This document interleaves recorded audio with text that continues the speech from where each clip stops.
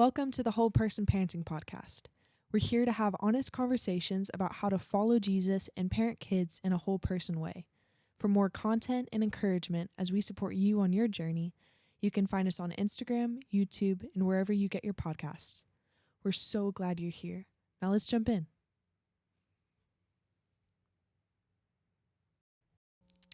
All right. Hey, everyone. Welcome to the Whole Person Parenting Podcast. We're so grateful that you guys would join us today. Yeah. Happy New Year. Happy New Year. 2026. Yes. It's going to be a great year.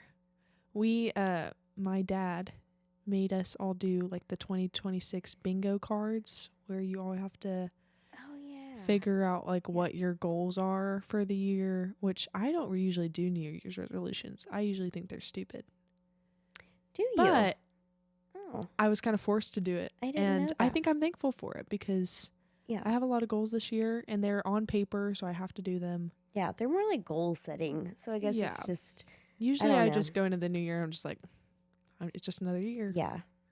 I usually have like a New Year's resolution. Yeah, but this one is... Yeah, this is like it's whole... like 24 or something. Yeah, whatever the down and across is. Anyway, we'll look at it like at the end of the year and see what we did. And if you get like a bingo, you get some sort of prize or something, right? Apparently we get some sort of prize. Yeah. Which I don't know what. I like playing for prizes. Yeah. So well, yes, that's true. I will do that. I have no idea what his idea of the prize is. I don't know. It could be something really lame. Could be or really great. I don't know. We'll see. Yeah. So I'm excited about that. Yeah. So with the new year, we are starting a new series, which we have not done a series before. Nope. We've just done individual episodes. Yeah. But as we were planning the new year, we thought this would be a great way to start it off and to, it's going to be great. So the series is called Are We There Yet? Yep. Are We There Yet? Are We There Yet? Which is a fun series name. And I don't know. How did you come up with that series name? You said, because you just came downstairs. I just went downstairs one day and you were like, listen to this idea I had. Yeah. Well.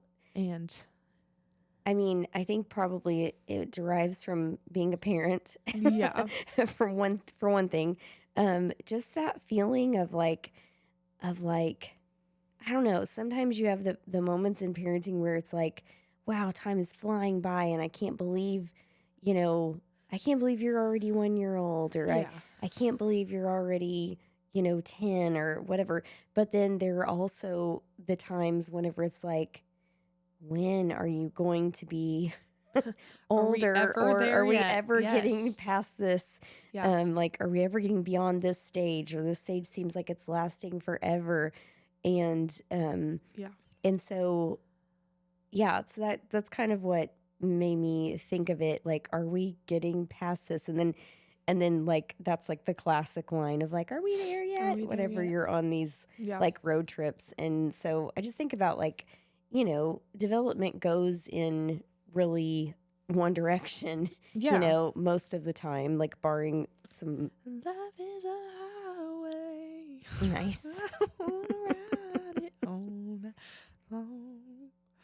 It's like that idea. It's like life is a journey. Yeah, life is a journey. So cringy. Life's a journey, not a destination. Oh no, that was another song. Was another song? Yep. Okay. Anyway.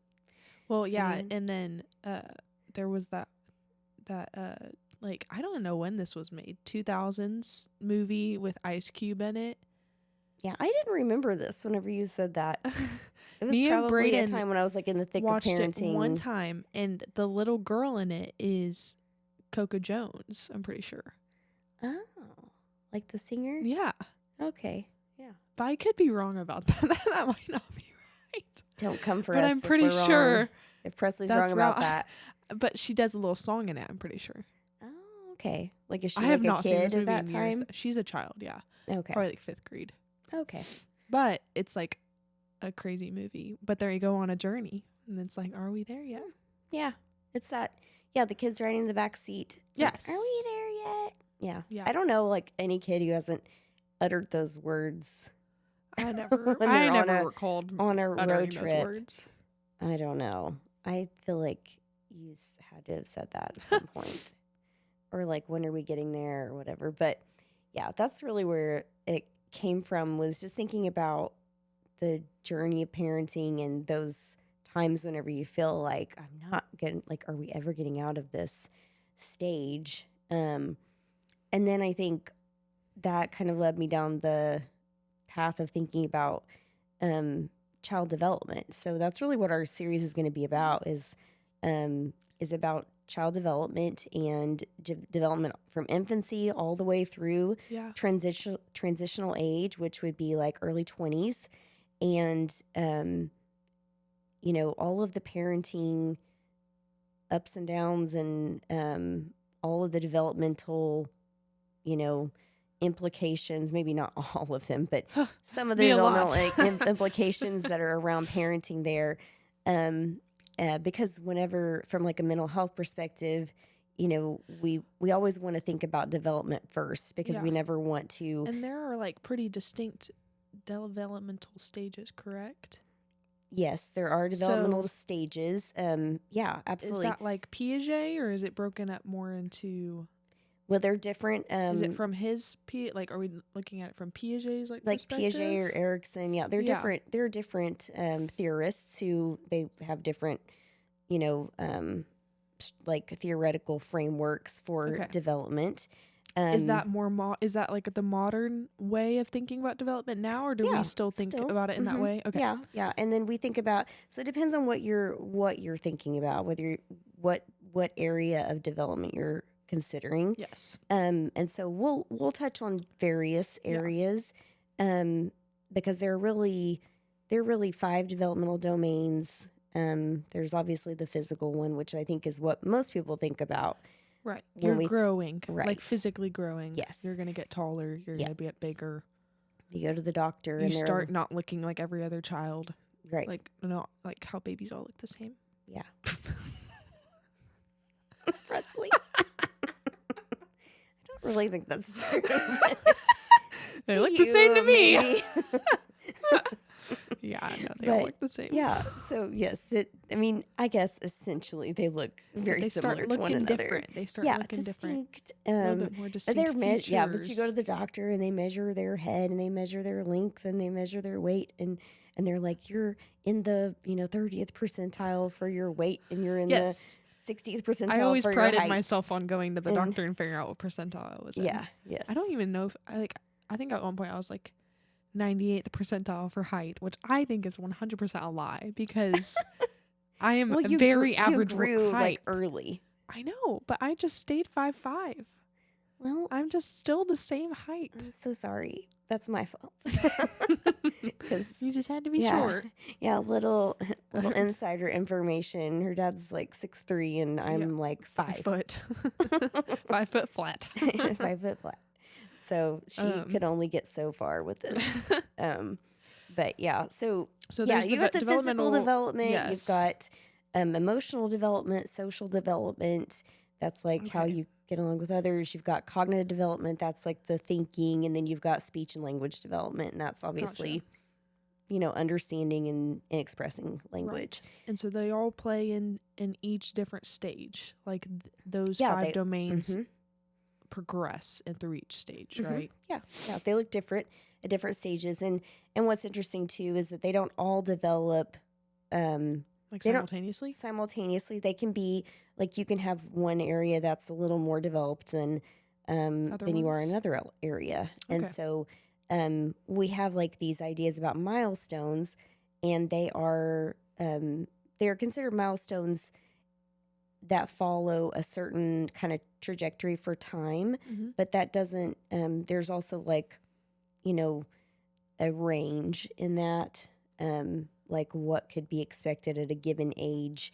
It's an age range. And so you might be a little later, you might be a little early. And that's where we get like late and early bloomers, like that kind of phrase. Yeah. So then that means that like there can be, I don't know, like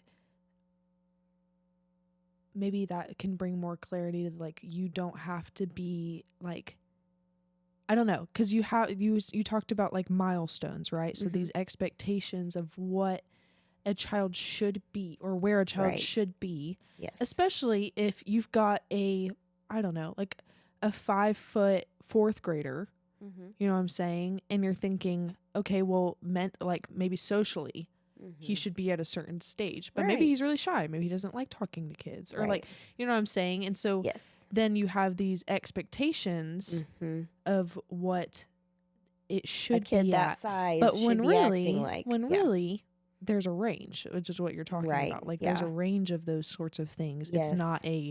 It's not just a straight linear progression. Yeah. You know. And there are things that can get in the way of development. There are things that can enhance development. And so even talking about the importance of the parent-child relationship when it comes to development. So like development doesn't happen well if there's not a strong parent-child relationship. Okay. Like it can't. What kind of, are there like any examples like in your work that you've seen like how that plays out? Like if there isn't a strong parent-child relationship, what are some of the like potential drawbacks, or like how does that play out? Well, I mean the biggest one, like the most like detrimental, like kind of the worst case would be when there's neglect, like there's not caregiving of the child. So this could be like basic needs, that could look like the child's underweight, or we call it failure to thrive. Yeah. However, you can also have failure to thrive if there's not nurturance, or there's not like comfort and care being given for like a baby. So there's this quote, like if you were to just like leave a baby crying in a like instead of going to it. Yeah. And then so there's this quote that says that there's no such thing as a baby, there's a baby in someone. And that means like quite literally, like babies cannot survive independent of a caregiver. They are completely dependent on them. And so we'll talk more about that infancy stage and that, like the attachment piece of that. But that's one of the biggest aspects of the importance of the relationship, is that the baby has to have someone, the child has to have someone who's there supporting the developmental progression, or else they don't learn it. So another example, if you go to like a school-age child, if you have a school-age child who goes to school and no one has ever read a book to them. Okay. They've never seen a book. They've never experienced that. They don't know how to open a book and turn the page from, right to left. So the things that we would think as like common sense, that's just how it's done. Like we never, I don't remember learning how to open a book. Right. So, but we have to realize that, I don't know, it's like seeing it through their eyes that makes so much sense. Like, of course they would never know how to open a book. They've never seen it. They've never done it. Yeah. Like that makes sense. And they wouldn't know that you read the letters, you read the sentences from right to left. From left to right. You turn the page right to left, you read left to right. Yes. And you read down the page. Yeah. In English, right? Like this is how you do this. But this is because, when you were young, we started very early reading to you, and we sat with you and we opened the book, and then you started turning the pages. Yeah. And then whenever we started reading, we pointed to the words and we showed you how Followed to. It. Yeah. But that was through the experience of our relationship, not like us explicitly saying, Presley, when you open a book, you do it like this. Yeah. We just did it together. We did it together. Okay. Well, and because we had a good relationship, reading was now an enjoyable experience too. Right. And something I wanted to do. And I love to read now. That's one of my favorite things. Right.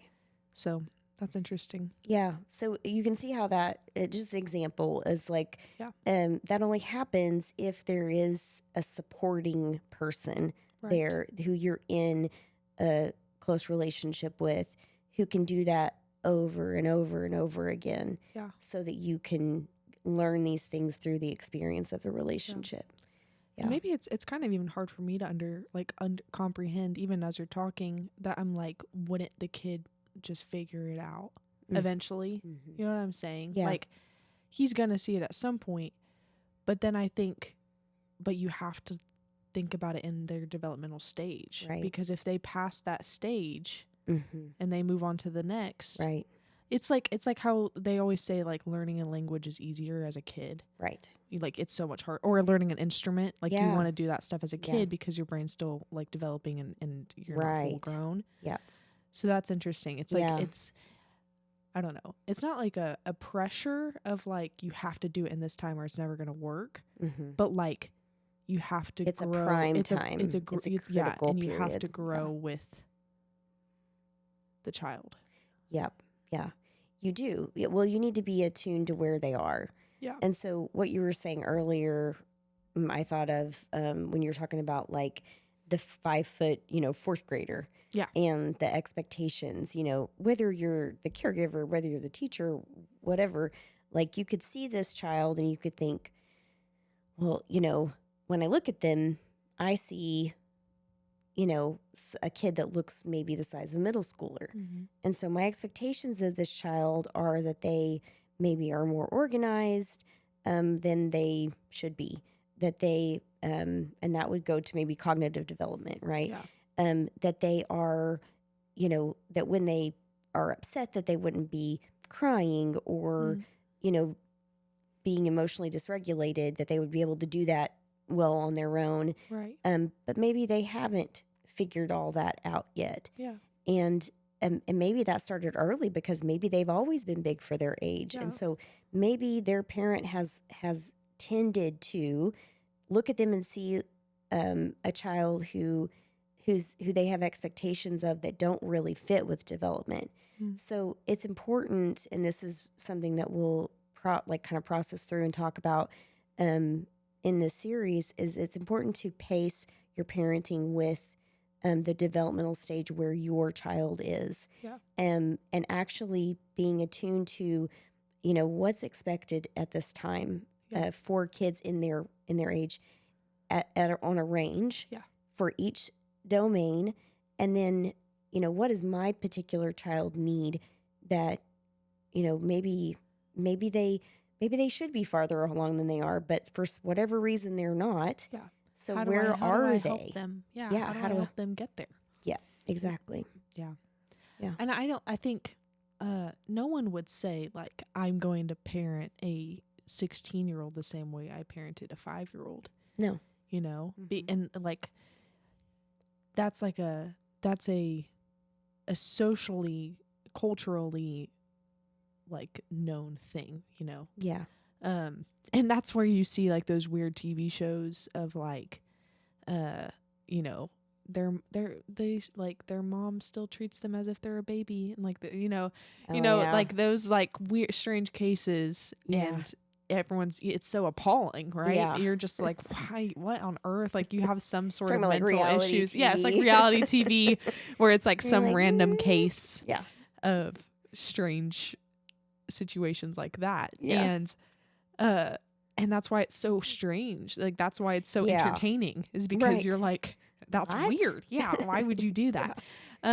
So we recognize that that's like an obvious thing, but it's especially hard, I think, the younger it is, to find those transition stages, and even the older stages as you transition from a teenager to, like, an adult.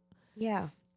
Figuring out the balance of how to parent. And I think that's something that we've experienced recently, of just trying to figure out how do I go from, like, living with you, and now I'm living on my own, and what does that look like? How do we still have a relationship that isn't necessarily me living under your roof? And like, I'm not having to tell you where I'm going all the time. Like, things like that are really simple, but there was still a transition phase in that, and we're still transitioning out of that, Yeah. and what that looks And like now. what is supporting you at this stage? Versus like? what you was how you were supporting me, 2 years ago, even. Right. Like, that was a quick turnaround. Oh yeah. Of you having to help me, like, not crash out because I got a bad grade on a test. Yeah. Versus me, now trying to figure out, how do I go get groceries?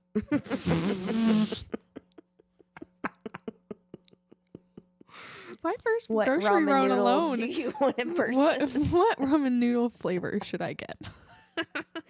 And I'm like, oh, now you will eat ramen noodles because I remember I never ate you ramen noodles. would not eat them. I would not. I refused. And I'm like, I loved them when I was a kid. No, they're good. They're good. I just was like, no, I'd much rather have a hamburger or something. Oh I'm like, goodness. no, I can't afford a hamburger.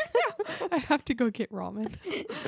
I remember this is a side note, but I was talking to one of our friends the other day, and she was like, I told Presley that I know that you have lived a privileged life because you don't know how to make random stuff to eat, or you don't know how to eat. I'm thankful for that. Yeah, it's eat construct some a meal. Yes. Well, she was telling me, she was like, you just need to put some cheese on a tortilla, and that's what your meal's got to be, or go get some peanut butter and some bread and make peanut butter sandwiches. And I'm like, huh. This is interesting. Yeah. I'm very thankful that I never did have to live like that. I'm sure you had to live more like that as a kid than I did. I right? ate a lot of ramen. Yeah, you ate a lot of ramen. Very creative meals. Yes. Very creative meals. Yes. Yeah. But I did get even more creative whenever I lived on my own, because I remember a season where I just had pickles and cheese. That's basically all I had. And I just ate a lot of pickles and cheese. And I don't know. I just couldn't wrap my mind around making a meal of any kind. And I don't think I really made a meal until I was married. And then bless Daddy's heart that I had to figure that out. Yeah, I think you have. Didn't you make spaghetti one time for us? Yeah, that's literally pouring out sauce out of a can, though. A jar. I don't think that counts. I do think I had to walk you through it. You can make a pumpkin roll really well. I can make a really good pumpkin roll. And cookies and stuff. You I can make cookies. Of course I know how to make those. Because you're I want that. Food, not so much. Tacos? You haven't made tacos? I made tacos. But again, that's just getting meat brown and then putting taco seasoning on it. That's not very complicated. Oh man. That should go on my bingo card. You're seeing in real time that how I haven't supported Presley well enough in the area of cooking. But now I did not have to eat. I never had to eat tortilla and cheese, or maybe you should have. I don't know. I should have. I never had to eat those kinds of meals, and I'm very thankful for that. But okay, well, we digress. Like we do. But all that to say that pacing parenting with development is very important, because when you don't, it can really undermine trust in the relationship, because there can be expectations on the child where they can feel like whatever I'm doing is not good enough or not enough. And I've certainly done that too. It's not like I've always perfectly paced my parenting with where my kids were. And there are times whenever I haven't attuned to where they actually were in different areas. And I needed to take a step back and be like, okay, what is it that they're actually needing here? And where are they maybe in their social development or in their emotional development? What do they need me to support here that maybe they should be there in terms of age wise? And maybe I have this, maybe on paper, it looks like they should be able to do X, Y, or Z. I definitely saw some of this after COVID in particular, because I think there was some backpedaling developmentally on some stuff. Yeah. And for sure. For a lot of kids. For a lot of people, socially. Parents. Yeah. And then it's well, where are we? Because where you should be, you haven't even had the opportunity to grow. Get there. Yeah. Right. Because of COVID. Right. Because then development happens in the context of different relationships. Yeah. Starts with parenting relationships and then should branch out into other relationships as the child grows. But then that goes to, what we'll talk about. What do you need in middle school, and what do you need in high school, and how can parents support those kinds of relationships happening where development can continue in ways that it needs to, outside of that direct relationship between you and your child. And I think that's what's going to be cool about this series too, is the way we're doing it is, for one, we're just giving it as much time and space it needs. Like we have no set limit on how many episodes we're going to do on this, or how much time we're going to spend on that. We're not really concerned about that, because I think we both see like how important it is that you like really, you can just sit in it, sit in what does this look like. And so we're kind of going to take each developmental stage one by one. So like the infancy, and then like elementary school age and middle school, and then those might even be broken up into sections, because like we were talking about the other day, like you could say like 0 to 5 is there's so much happening. So much development. I mean, think of like you're having to like learn a language, learn how to walk, learn how to like be around people. Like so much is happening in that stage. So you're going from birth to now I'm sitting in kindergarten. Yeah. In that amount of time. Yes. Yeah. Yeah. And it really is strange, like how each one transitions, and like, I mean, it just each transition from each phase is interesting too. Even from middle school to high school. Yeah. And like, I don't know. I think it can be hard for parents too, is like something to like that I feel like people my age, like whenever we would talk about parents, like a lot of the times it would come up like, well, my parents don't want to give me this independence, or it's frustrating to me that they won't let me do this, or my mom kind of just leaves me alone, doesn't really talk to me. And like, I would hear so many different ranges just talking to my friends of like what their parenting style was like. Especially like, I think I'm even just like serving in kids classes at church, you hear a lot about like, what was that the other day at our Christmas Eve service? Like kids love talking about their parents. Our Christmas Eve service, we just had this girl go like, my mom's 33 from the middle of the audience, and we were all just dying. It was so sweet. It was so sweet. Like, and she just proud. Looked, like, I know, she was so 33. proud. I know. And then I think the same girl was like, it's my grandma's birthday. She's like, I just want to share it. I know. And so you have like this pride when it comes to your parents. And I think that speaks to probably that girl's relationship with her parents and her family. But it's just so interesting. I think of all the times I remember talking with my like classmates from all ages, even in elementary school, and being like, well, my mom's like a dentist, and like you know, there's like the way they talk about parents, and then how it transitions to middle school and how you talk about your parents, and it's more of like an oppressive kind of thing. You would not believe what my mom made me do, or like my mom won't let me do this, and you especially like with hanging out with friends and stuff like that, like no, that person can't spend the night. Yes, I can't do this stuff. And then high school, you hear more of like, well, my mom won't just won't let me be independent and like do my own stuff. And so it's just interesting too how like I feel like I also have thought of you guys like as my parents throughout the years too. Oh yeah, how that's changed. Yeah, how that's changed and evolved. And so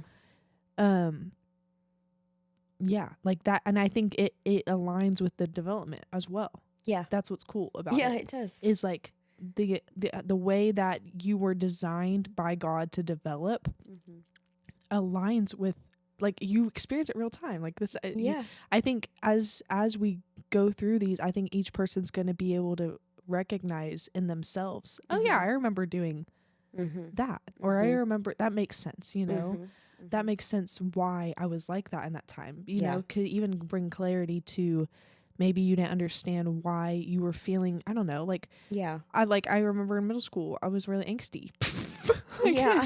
And just really just was like, oh, I don't, just, I had a really hard time in middle school, and like, that's that's like developmentally where you're at. And so I think it just brings a lot of clarity to why you are the way you are. And it can almost be relieving, like freeing to like, okay, this is where I'm supposed to be. Like, this is okay. And for parents too, if you're expecting your kid to be further along or not as far Yeah. as, you know, it's okay that there's not one right answer. Right. Like that can be a freeing experience. It doesn't have to be Yeah. something that's a hard and fast rule, Right. you know? Yeah.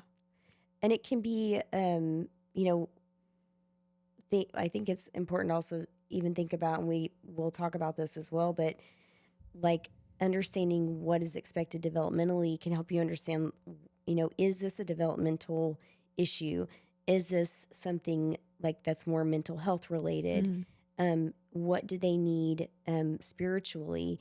You know, where are they, and how can I support them in that way too? Because that's not something that science looks at as a developmental domain, but it is absolutely how God created us to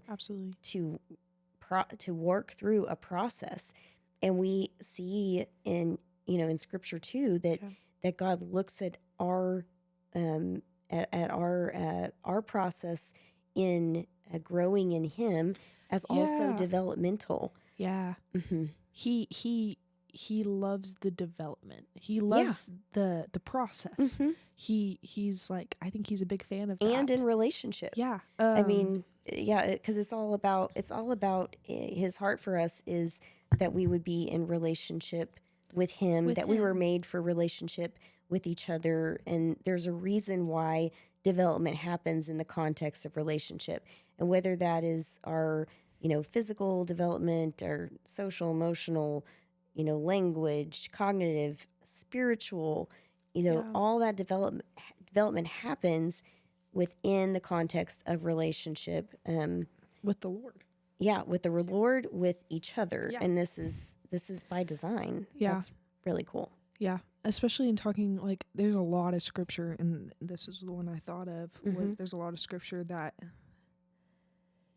even likens, like, especially, you hear the term baby Christians. Yeah. You know, that, like, that is scriptural in a lot of ways. I mean, it says in 1 Peter 2, it says, like newborn infants long for the pure spiritual milk, that by it you may grow up into salvation. Yeah. So it's literally like this, it's that spiritual maturity, you know? Yeah. And like we think of spiritual maturity a lot of the times in like he's immature or he's mature. Yeah. And maturing as a word is just to grow up into something. Yeah. You know, to mature. Like you are reaching maturity. Yeah.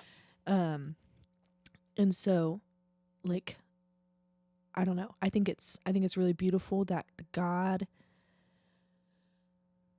I mean, and it's even like as you are born again, you do become like a spiritual baby, you know? Yeah. And like the longer you spend with the Lord, the more He's able to. I mean, that's where it comes in, like each according to the measure of your faith. Like, no, I mean, your faith probably isn't super deep if you just accepted Jesus into your life because you haven't had that history with him. Right. You know, you haven't seen him work over and over and over again. Right. You know, and that's by design. Yeah. You know. Yeah. I think that's where it comes in too, of like introducing Jesus to kids at a young age. They get to grow up with Jesus, which is so beautiful. Like they get to stand by him, like, and he stands with them through every season of their life, whether they recognize it or not. Yeah. Like we are growing up into the Lord, absolutely, into our salvation. Yeah. And there's something that God has for your kids at every stage in their development. There is, I think we miss it.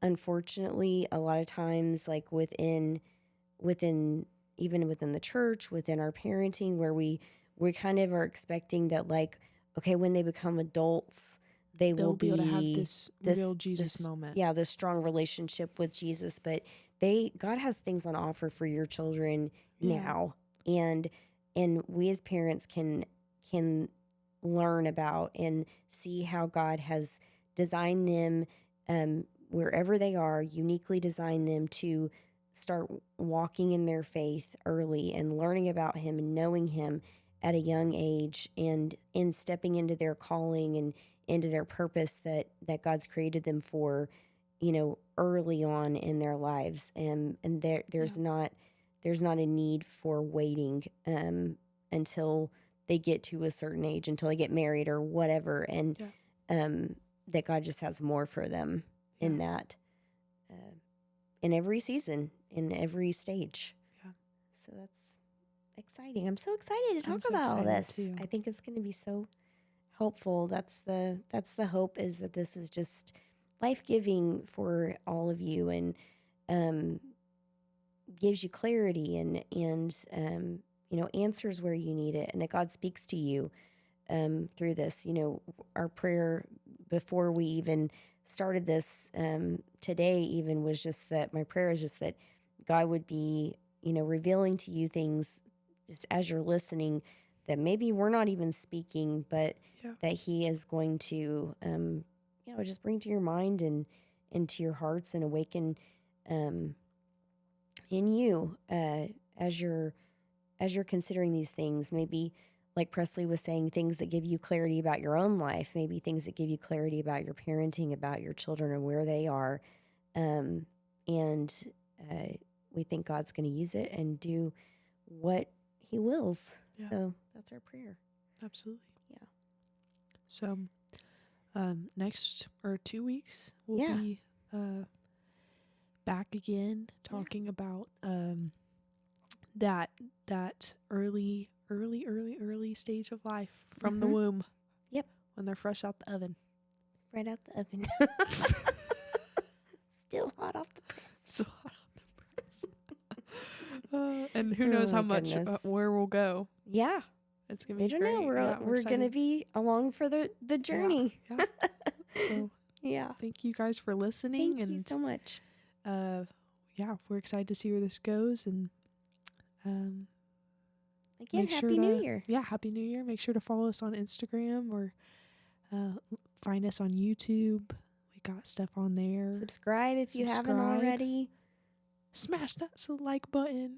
Subscribe. Like button. Oh my goodness. Don't smash that like button. You can just press it gently. Yeah. Don't hurt yourself. Yeah, don't hurt yourselves. But thank you guys. Well, bye-bye. Yeah. See you next time.